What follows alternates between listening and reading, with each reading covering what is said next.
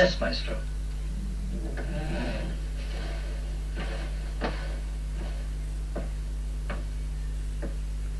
Maestro.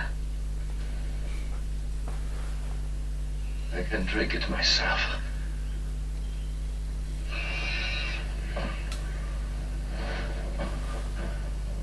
Francesco. Yes, Maestro. Clear the streets! Make way there! Clear the streets! Make Batista, way! better see what's going on. They're too loud. Make way! Make way for the king! Hold it. Make way there! Make way! It's the king. Go inside. The king. Help me. The king.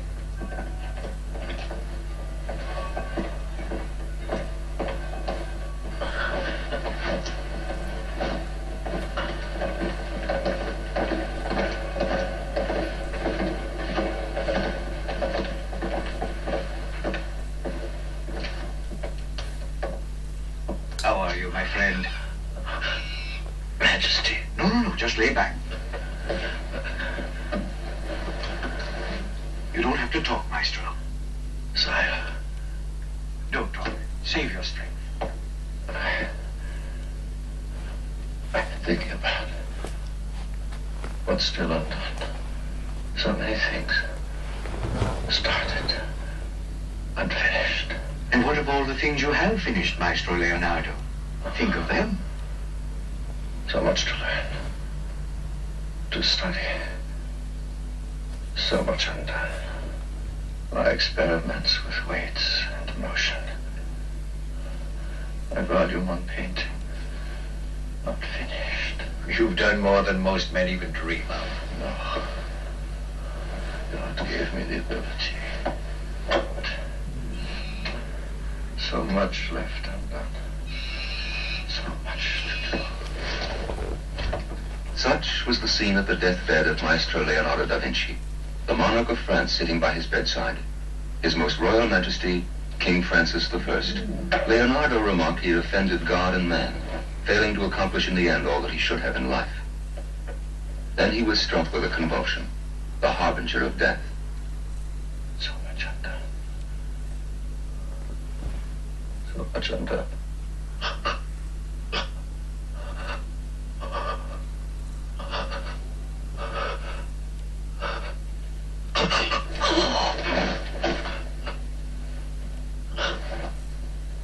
Maestro!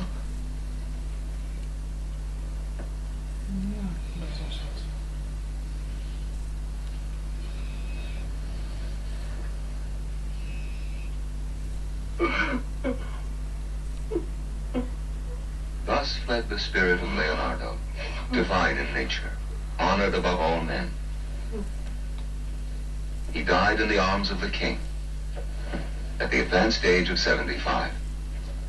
Those words belong to Giorgio Vasari, written in his Lives of the Most Excellent Architects, Painters, and Sculptors of Italy, describing the final hours and the death of Maestro Leonardo da Vinci. But it's pure fiction, however. Leonardo didn't really die in the arms of the king, probably.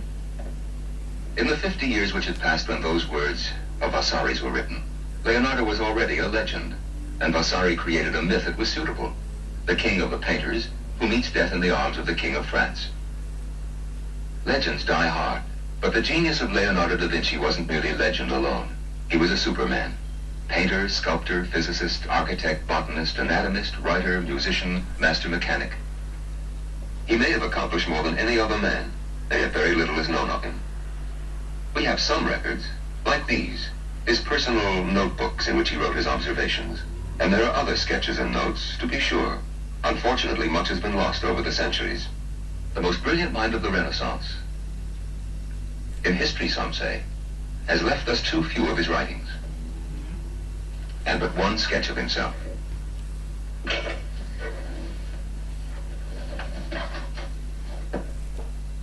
A self-portrait of a very old man.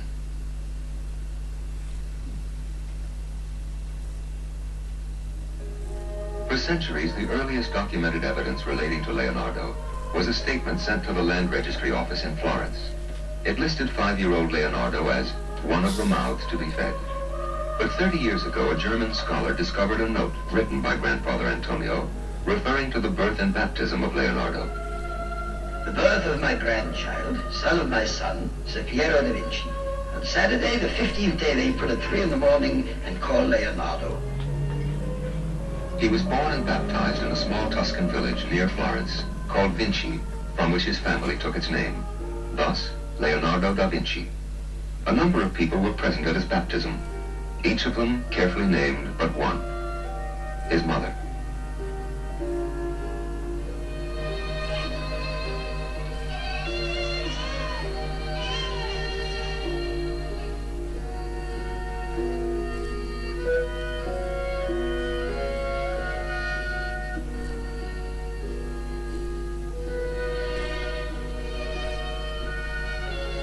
All that is known of her is that she was a native of Vinci named Caterina. Who was this Caterina? And why did Leonardo's father never marry her, even though he acknowledged their son and raised him? It may have been because of her social status. There is speculation that Caterina was a humble peasant girl, not acceptable as a wife to Ser Piero. The Da Vinci family were among the wealthiest and most influential in their little village, and a simple peasant girl would not be a proper wife or mother. Whoever she was, Caterina was the first and perhaps the most insistent specter in the life of Leonardo.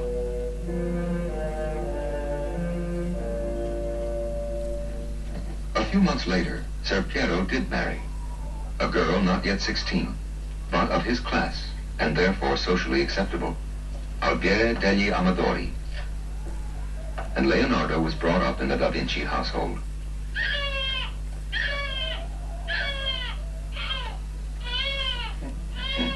Don't cry, little girl. Don't cry. The marriage of Albiera and Ser Piero was to be childless. Some say that Albiera loved Leonardo and raised him as her son. Others believe that may have been true at the beginning, but that as time passed and she bore no children of her own, she may have come to resent him. How does a young woman react who wants her own children and has none? Would she feel some resentment to her husband and to his illegitimate son? As to Ser Piero, who was a man of the flesh with a huge appetite, he married 4 times. Reports say he was an active, likable man, but essentially his interests were material.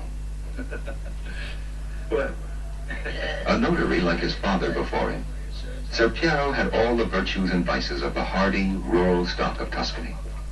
Sly, obstinate, greedy for money, and sensual. one of these days she'll give him some sons. He'll have more children around here than the sands are running off. The complete opposite of what his infant son was to become.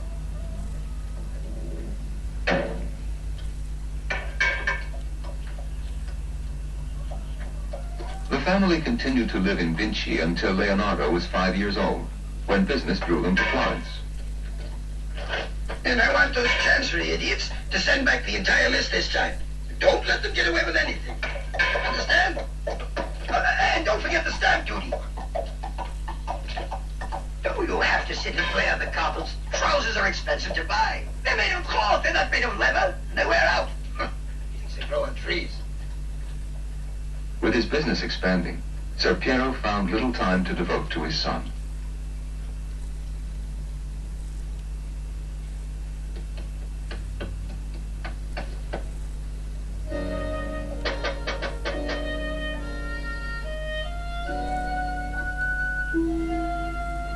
Mama? In fact, the only member of the family to show interest in the boy was Uncle Francesco, Piero's younger brother. He was a carefree young man, with no ambitions, no wish to study, and worst of all, no desire to become a notary.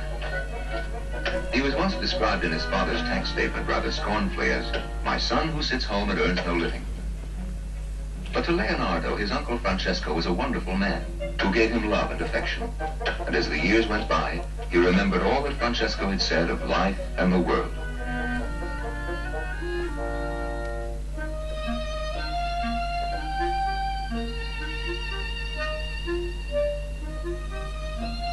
Perhaps perhaps this young man, who sat home and earned no living, was the one who first set in motion the wheels of Leonardo's mind.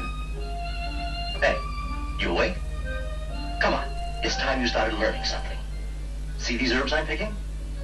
Some of them are good for you. This one makes you drowsy. And this is for when your stomach's upset.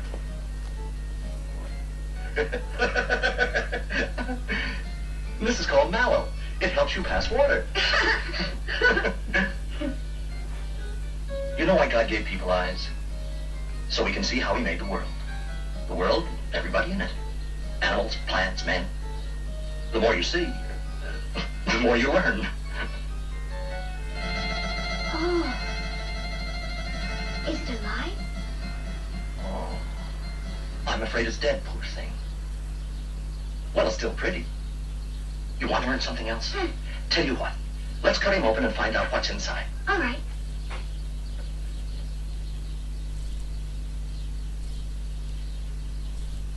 Perhaps this is how Leonardo was introduced to anatomy.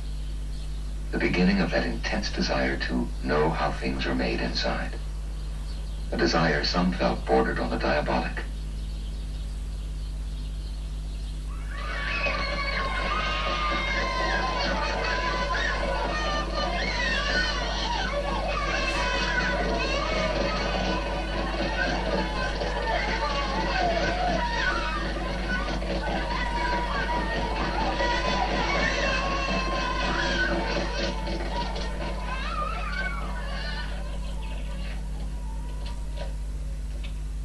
His mother, Caterina, still lived in Vinci, and she silently watched the child they had taken from her as he grew.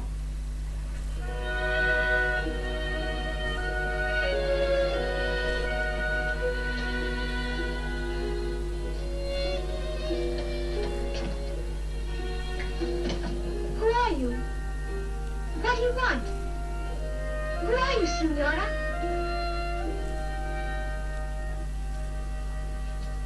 Why do you always watch me? Ah, there you are.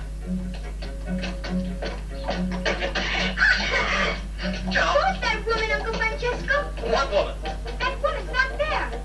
She's just a woman.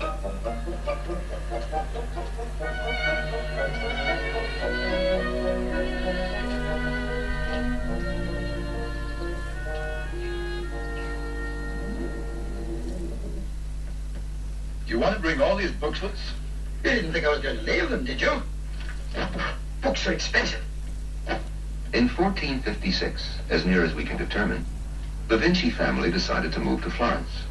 All the Vinci family, that is, except Leonardo, and Uncle Francesco, who was to look after him until the boy was sent for. Piero, the boy's watching. By this time, Ser Piero's first wife, Albiera, had died, and he had recently remarried. Leonardo's new stepmother was Francesca di Ser Lanfredini. Here you Stop go. rubbing your pegs on the stone.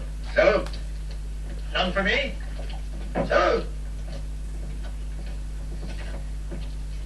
Is that one ready to go in the cart? We're taking it out now. Leonardo, do you have to rub your trousers on the stone like that, huh? Hmm? Oh, you like that. Hurry them up, Francesco. Make sure that's tied down. You want these too? Of course I want them. All of them. Leonardo, you be good till I send for you. No mischief. Piero, here. Do you always have to do that? You don't know how much new trousers cost to buy, young man, do you? I don't intend to spend money every day on new trousers for you, so you be careful. Let's go. All right. All right. Francesca, get in the car. Let's not waste all day. As had been the case with Albiera before her, Francesca was to bear no children for Ser Piero. Careful. But they were newly married and still young, and certain that children would come. The great adventure was before them. Ser Piero was soon to be appointed notary to the Republic of Florence, and the little provincial town of Vinci was to be left behind forever. An era had ended, and a new one was beginning. All right. Let's go. All right. The departure that day must have been happy for everyone, except perhaps for the boy left behind. Have a safe journey.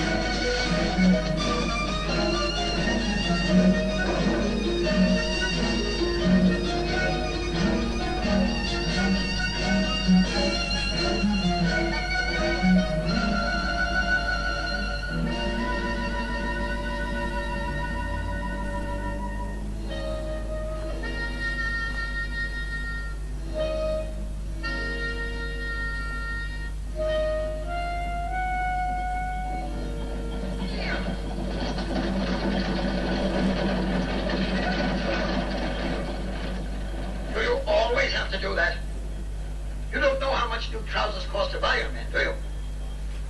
I don't intend to spend money on new trousers for you every day, so you be careful.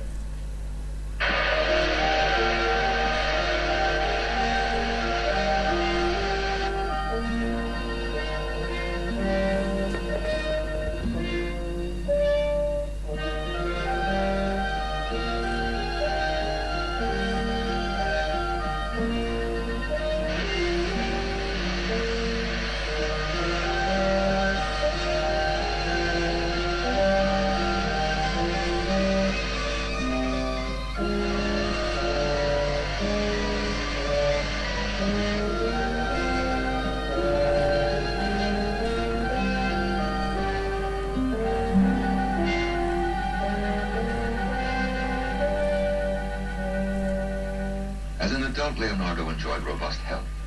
The years at Vinci laid those foundations for him and provided him with a passion for nature. Nature was a comfort when he was lonely and a sanctuary when he needed to be alone. A stone thrown into the water creates motion.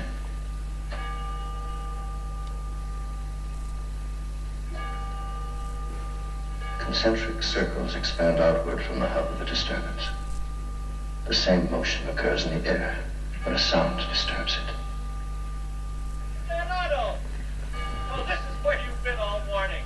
I've been through the whole countryside looking for you. What's the matter, Uncle? Is something wrong?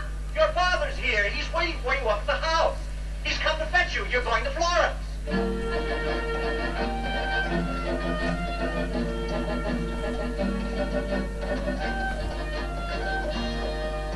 Oh, Caterina. I'm taking you to Florence. He's growing up like a wild animal here. You'll learn something in Florence. Say something to Caterina. Say goodbye, at least. Goodbye. Goodbye, Caterina. In the intervening years, Caterina had married a Catabrica del Vaca, What do you do out there all the time? Come inside. of whom we know nothing but his name.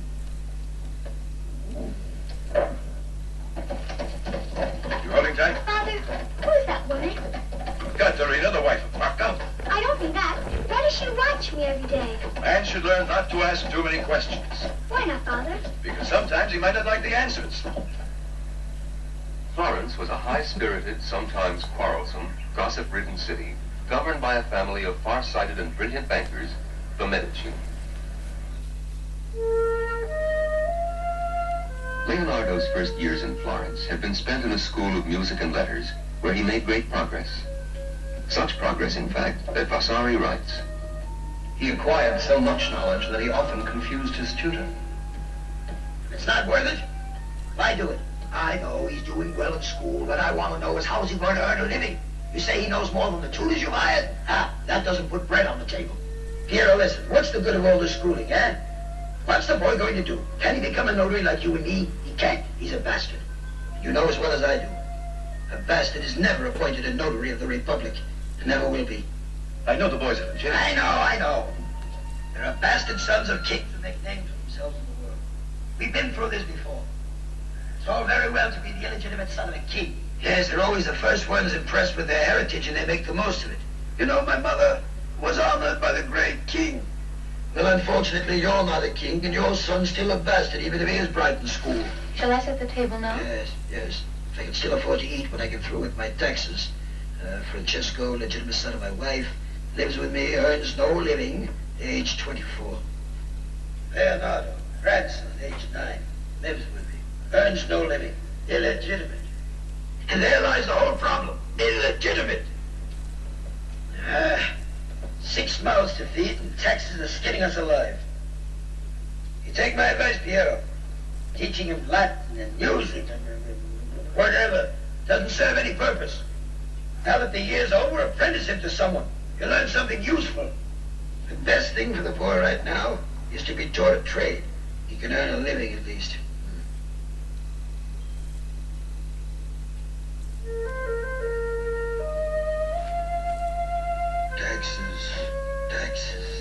Taxes.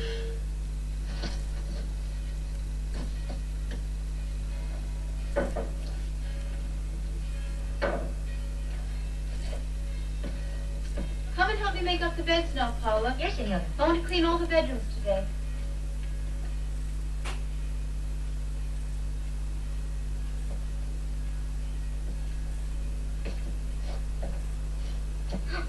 They say the left hand is the hand of the devil. Well, did the devil design clocks? I doubt it. Don't the hands go left to right on a clock? And all the spirals and seashells start on the left? Here, look. I've been collecting shells. I've been studying them. You know too much, young man.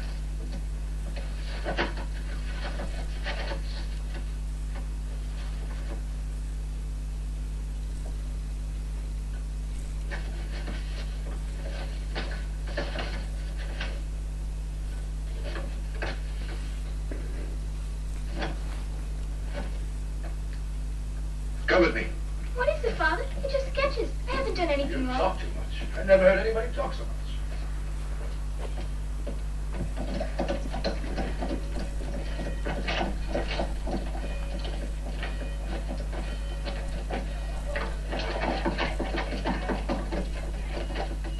Father, where are we going? We're there. I'm going to apprentice you to Maestro Verrocchio, if he wants you. Andrea Verrocchio? Good morning, Maestro. I've got some business to discuss with you. Always willing to talk business. Come in, Notary, come in. I brought some drawings for you to see. I want to know if they're any good. All right, let's spread them out and have a look.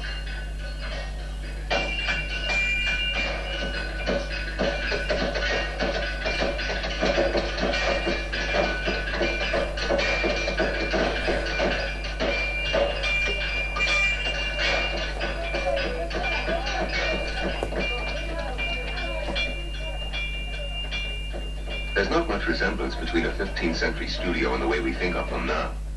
It was more of a workshop, actually. An artist didn't just paint pictures. He had to be a lot more versatile. Versatile and practical. The things he made were used every day. The artist of the 15th century worked with stone, or gold, or whatever was needed. For instance, Maestro Verrocchio was commissioned to do this great sphere for the dome of Santa Maria del Fiore. And we know that Leonardo himself took part in its construction.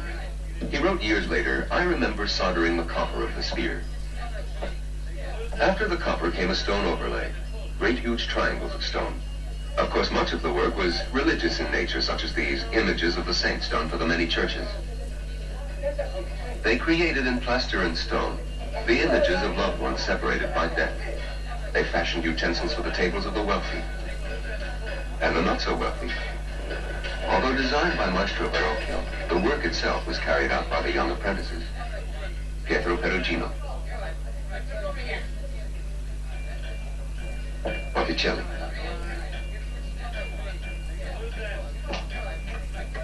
Lorenzo Di Credi.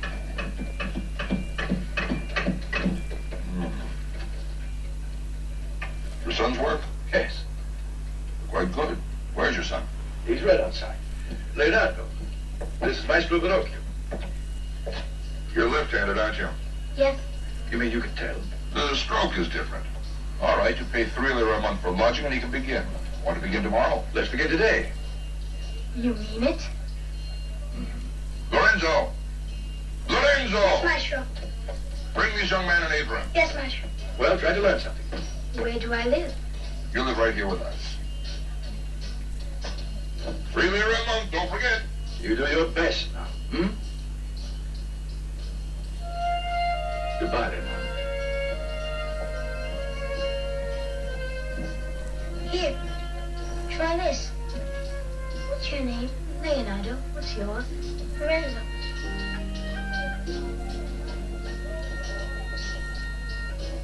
I'm working on a stone. Oh, you are, huh? You want to trade? All right.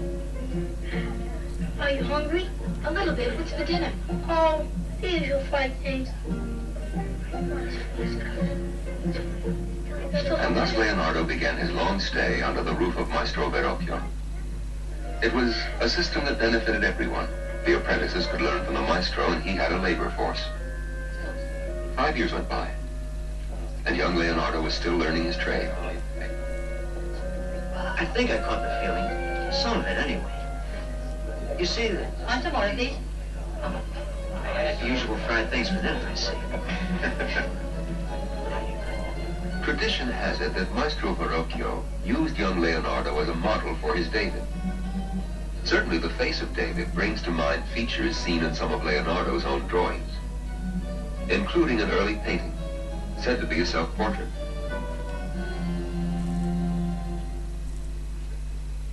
Before long, Leonardo had proved himself to be the most gifted of the maestro's apprentices, and as a result was allowed to paint one of the angels on an altar panel for which Verrocchio had been commissioned. In fact, he was the only apprentice permitted to work on that panel. The baptism of Jesus. Look! The girls are here! Hey! Hey, wash the women in the back. Let's have a look. Leave it to Berardino to find you. Yes, the good thing Verrocchio's not here. Where's the good-looking one today? No, not you. The other good-looking one. What's her name? Isabella? Oh, those beauties out there, and here I am behind bars. Let me see. At your own window. Lovely fat thing. Oh, what a day. Come back. Who cares if you are fat? I love you no matter how fat you are. I love every one of you. They say it's the best-looking one in the mall. Right. Look at that. Mind your skirt, my little chicken. Mind your own window. Let me see, let me see. What a lovely sight to inspire an artist, huh? Oh. Wait, what of you? Hey! Meet me in the Via della Vergine. Tonight, midnight, huh? Don't be late, my beauty. It would break my heart. You're wasting soap. You'd better come and get it. No, the other one. Send the other one. You're too old. I'll get you too old.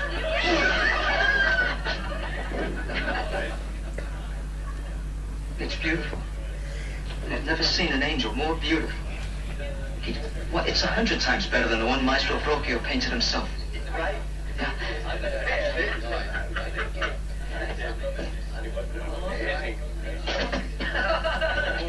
Don't forget. Midnight, huh? Back to your work, you good-for-nothings, all of you. Berardino, I'm tired of your troublemaking. And you, lunch is over, do some work, and that means now. And then my back is turned, you...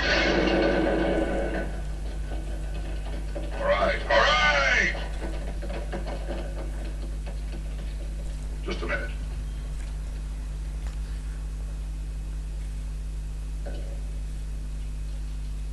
You think it's better, huh? Better than mine.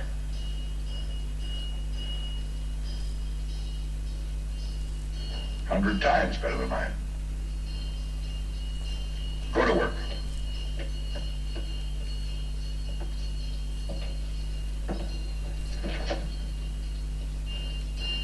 Sometimes Lorenzo's an ignoramus, but he's right. Well, so he's right. Go back to work. I hold that forge hot in 5 minutes. All I have to do is turn my back and everything stops. Vasari reports that after that day, Andrea Verrocchio never touched colors again out of pure disgust with himself. Perhaps. The Medici family, like all intelligent tyrants, amused the population with festivities, fairs, and tournaments. And Maestro Verrocchio's workshop was commissioned to do much of the decorative work. In that year of 1471, Galeazzo Maria Sforza, Lord of Milan, paid a visit to Giuliano and Lorenzo de' Medici, Lords of Florence. Hey, they're starting to pass by now. Hurry, everybody, come on! We can see everything out this window. In 15th century Italy, local lords ruled almost every city with sovereign power. And this visit was meant to solidify a political alliance between the two reigning families. Leonardo, come over here. The magnificent Lorenzo's riding by with Duke Sforza. Look.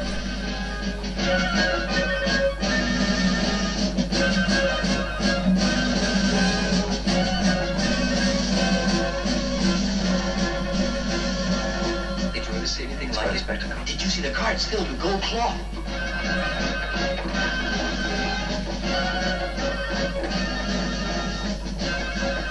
Who's that riding by? Oh, that's Ludovico Sforza. He's the Duke's brother. Now, he's a nobody. His skin's so dark, he looks like an African. They say his brothers called him Ludovico the Moor.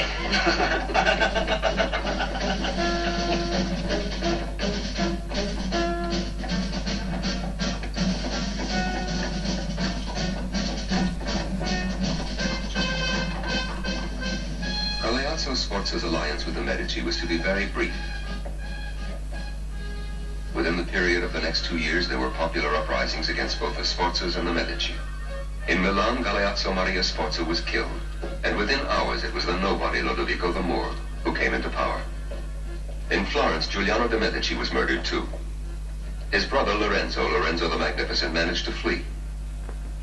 And when he returned, he avenged his brother's death.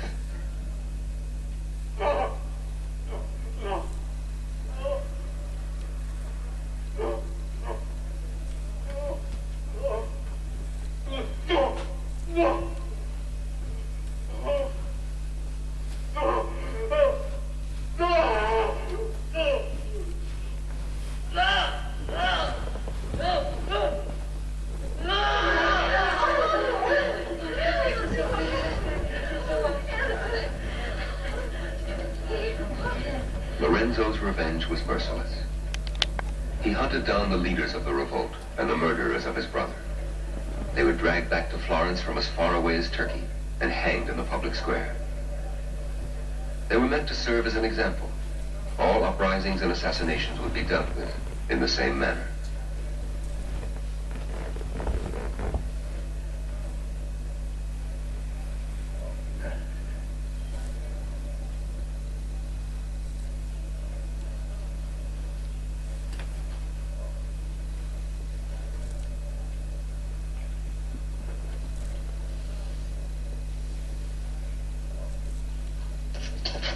Hold on.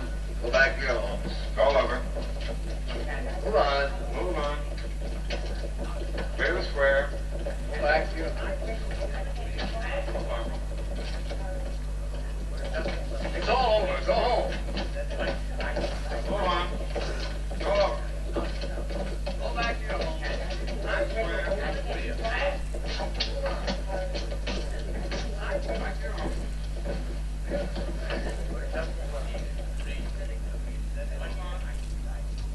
What are you writing?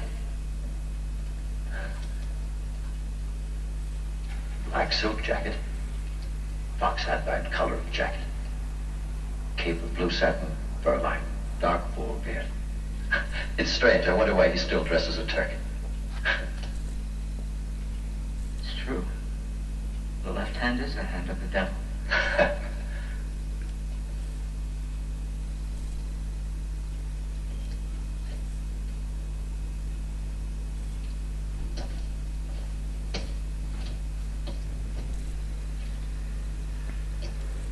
Disconcerted and puzzled, Lorenzo left Leonardo, left him alone. When you're all alone, everything belongs to you. And when a companion is present, only half belongs to you. Those words were written some years later by Leonardo. It's not easy to reconcile in our minds the painter of angels with the cold, cynical observer. But if we try to remember that beyond painting, Leonardo was also a man with an insatiable thirst for knowledge, we can then begin to understand the wide range of interests which were to make up his life. In many of his notes, Leonardo seems completely dispassionate and cruel. I'll try to make that clear with an example. There was an episode he himself described in a rather lengthy paper he wrote concerning human anatomy. It was an episode that happened more than 20 years after that day of the hanging. For years he had been intent on solving the mystery of the human machine, that complex mechanism of muscles, bones, and blood. So in order to gain first-hand knowledge of the body, in life and in death, he was a frequent visitor at the Santa Maria Nuova Hospital in Florence.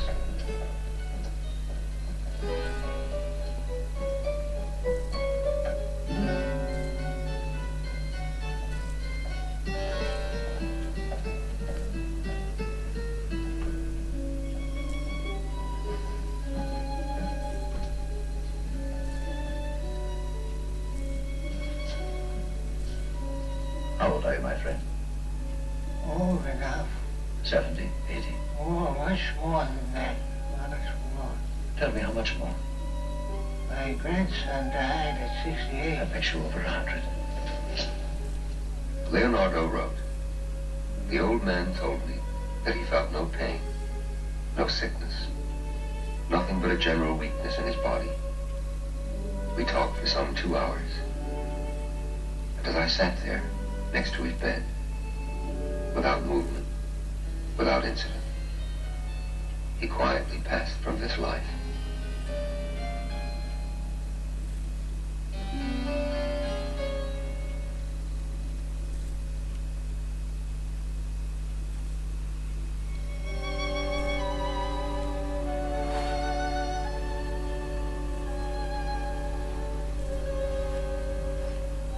Those words seem almost melancholy from Leonardo.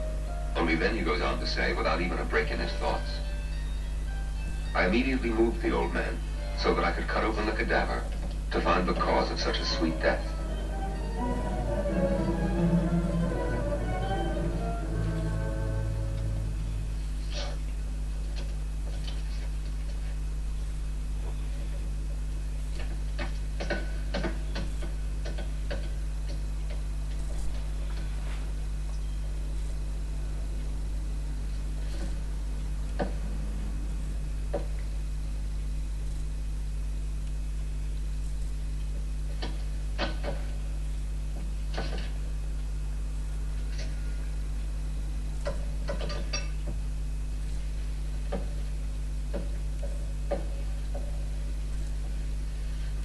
One has perhaps a certain feeling of horror reading this episode.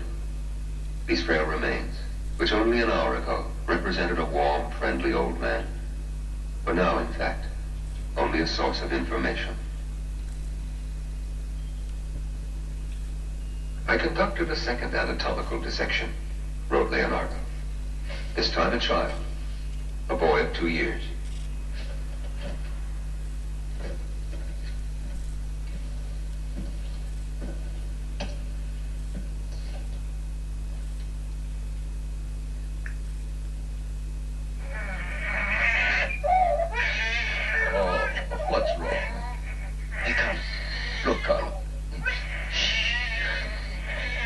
After all these years, Leonardo had a brother, or rather a half-brother. Ser Piero had married a third time, and his new wife, Margherita di Francesco, had borne him a son.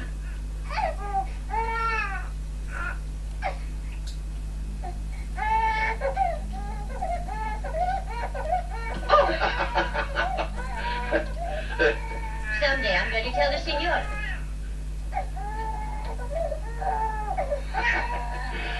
Imagine, at my age, having a fine, strong son. Leonardo, bring the wine.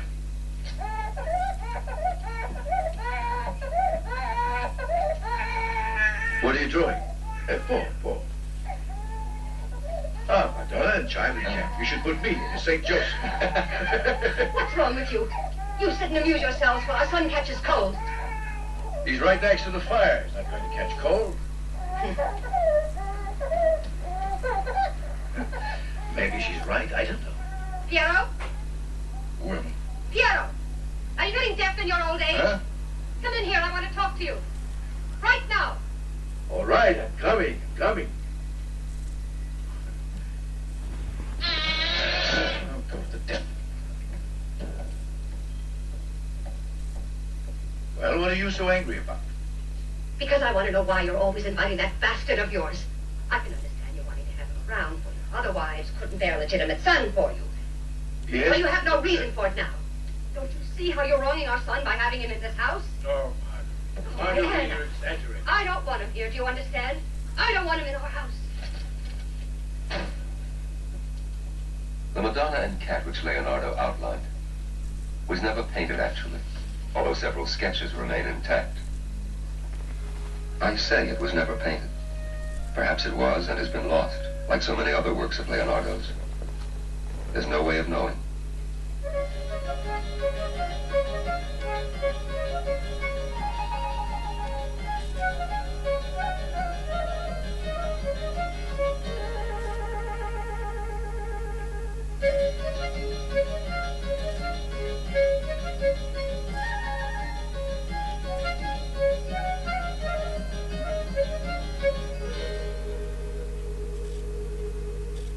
Leonardo always remembered his stepmother's petty bitterness. Her death held no sorrow for him. Ser Piero continued as a willing slave of his stomach and the lusts of the flesh. So he married a fourth young woman, Lucrezia Cortigiani, who bore 10 children for him. And when Ser Piero died some 20 years later, the child sketched with the cat joined with his other brothers and sisters to claim what had been left to Leonardo in Ser Piero's will, stating as their reason his illegitimacy. He made note of his father's death in one of his notebooks, rather stiffly and briefly. Dated July 9th in the year of our Lord, 1504, at 7 o'clock this evening, Ser Piero da Vinci, notary, my father, died suddenly. 12 children survived his death, 10 of whom are male, 2 female. He had nothing more to say. Nothing at all.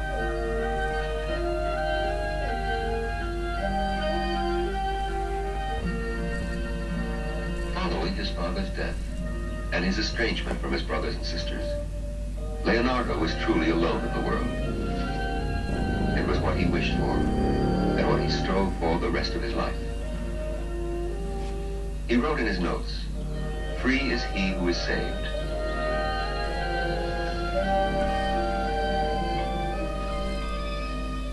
Although alone, he wasn't lonely, for at this point in his life, nature fascinated him more than ever. His inquiring mind delved into its mysteries, probing, searching, ever questioning. The leaves of trees follow their cycle according to symmetrical and precise laws.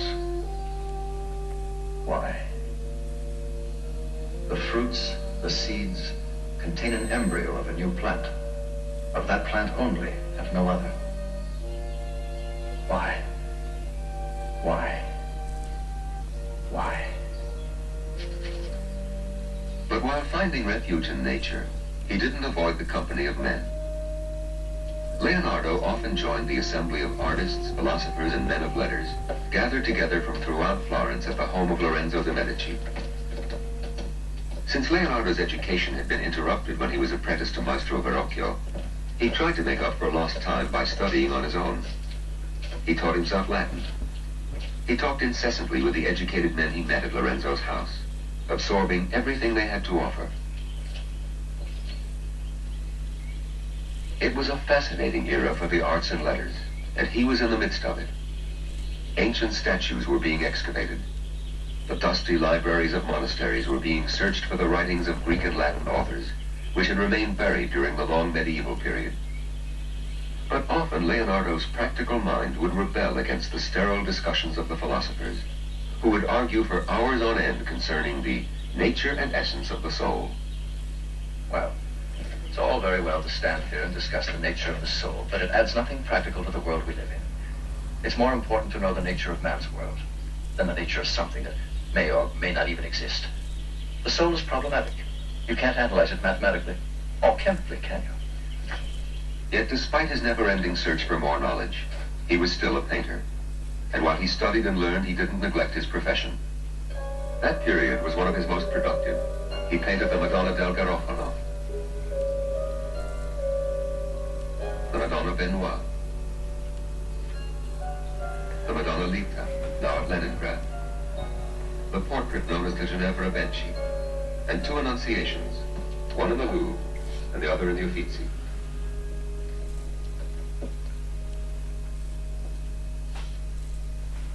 The study of nature appears quite prominently in Leonardo's paintings and also appears in another school of art, the Flemish school. Leonardo must have seen the Portinari triptych of Van der Goes, which had recently arrived for viewing in Florence. But Leonardo hadn't much in common with the Flemish school. Although he approached things scientifically, he did it with a painter's eye. When he painted a flower, he painted, not copied. In this painting of Van der Goes, these stalks of wheat, for instance, are precise, detailed, true to the original in every way. The craftsmanship is perfect. But although lovely, they are merely a decorative addition to the overall work, not an integrated part of the whole.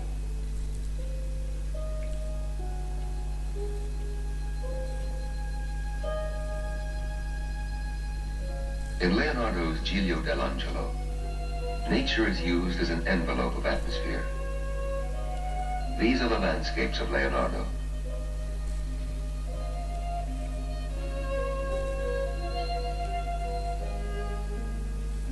And this is the landscape of Van der Gogh's.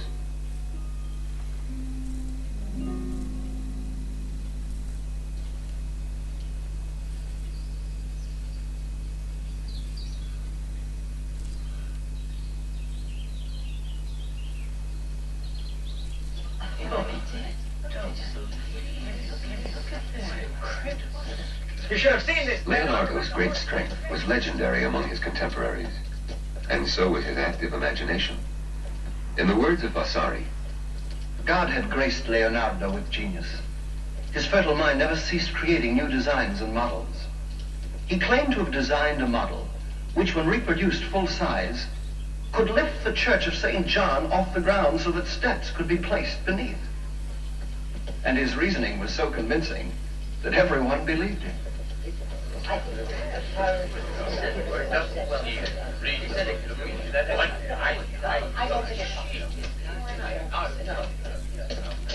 So many times admiration and envy accompany each other. In April of 1476, an anonymous letter was sent to the magistrate of night vigilance, who was responsible for law and order in Florence.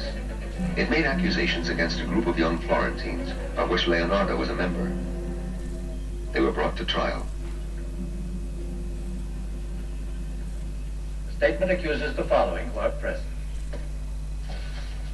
Bartolomeo di Pasquino, goldsmith of Baccareccia. Leonardo, son of Ser Piero da Vinci, apprentice to Andrea del Verrocchio. A moment, please. The records are sketchy. The exact accusation is not known to us, and probably never will be known. We do know, however, that the penalty for the crime of which he was accused was death. Death by burning at the stake. Keeping in mind the role of the church in that period in Italy and its influence on the laws of the state, we can perhaps assume that the anonymous statement accused Leonardo of heresy. Why was the accusation sent anonymously? It's true, yes. Perhaps out of deference to Ser Piero, we should suspend proceedings until more information is known. Yes, but I'm required at least to hear the charges. Shall I proceed? Yes, go on. Bacino Falsetaio of Orto San Michele. Leonardo Tornabuoni. Did you hear that? You hear this? One of the Tornabuonis. A Tornabuoni. As it happened, one of the young men accused along with Leonardo was distantly related to Lorenzo the Magnificent, a cousin on his mother's side of the family. Unwilling to irritate the Medici with a scandal, the court reasoned that a little discretion was in order. I recommend suspension. I agree. Do you agree? Completely. Very well. Case suspended while awaiting further evidence. Thank you. Thank you. You may go until this court is reconvened. I want all the documents relevant to this case in my personal chamber. Statements, inquiries, reports. They were all buried in the archives. The trial was never reopened. The anonymous accusations, never confirmed but circulated freely, burned deeply into Leonardo.